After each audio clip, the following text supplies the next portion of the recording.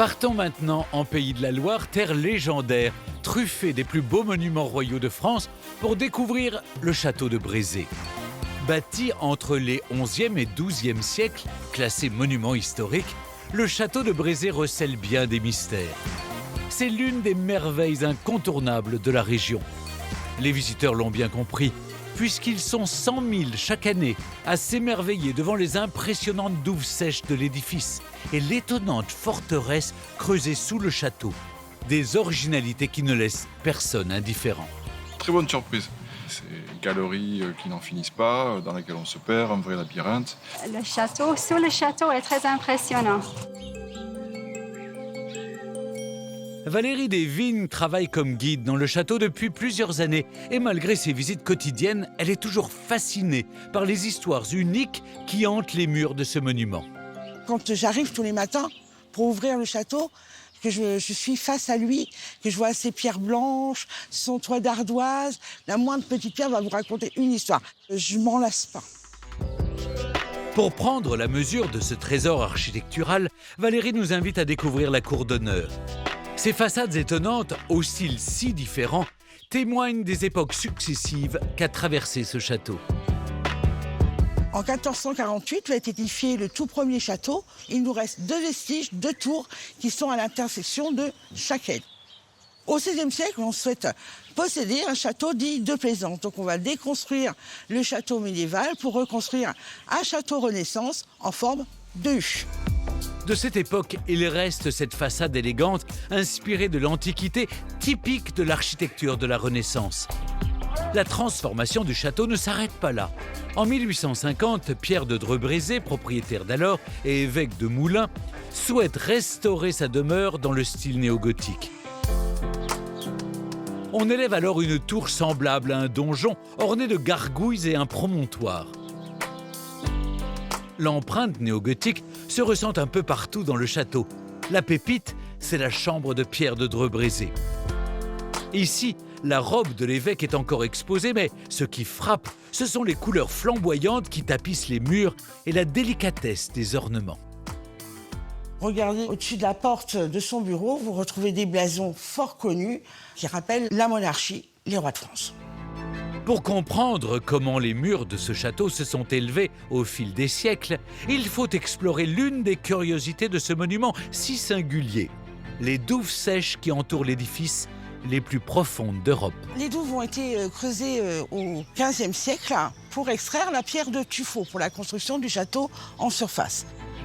Au XVIe siècle, ces douves sont à nouveau creusées pour nourrir en pierre les modifications du château. Elles atteignent alors 18 mètres de profondeur et encerclent entièrement l'édifice. Cette fortification naturelle devient, avec les années, un système de défense sophistiqué qui atteint son paroxysme au XVIIe siècle.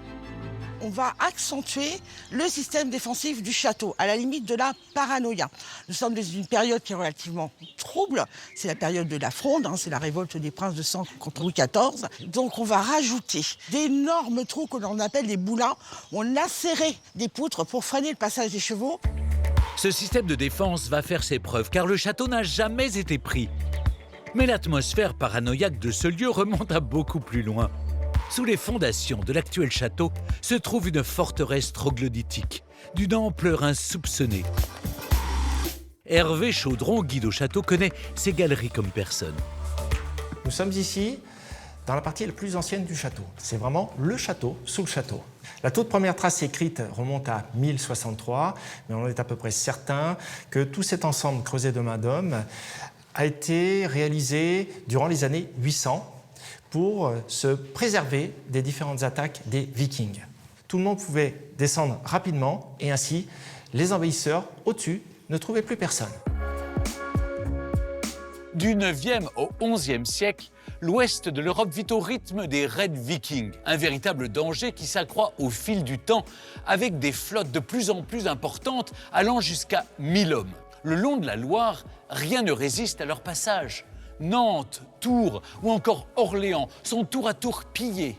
Pour s'en protéger, on construit donc des mottes féodales qui deviendront à la Renaissance les magnifiques châteaux de la Loire que vous connaissez tous. Le château de Brézé est cependant unique en son genre.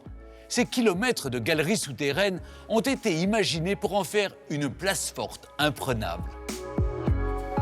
Dans cet habitat souterrain, un puits de lumière faisait office de bouche d'aération et ces silos creusés dans la roche recueillaient les stocks de grains. Pour parer à toute éventualité, les bâtisseurs du Moyen-Âge ont même façonné une étable. Il y avait la notion de vivre en autarcie. Il y avait donc la possibilité de faire descendre avant l'attaque les animaux et ils étaient parqués ici. On imagine de la paille par terre.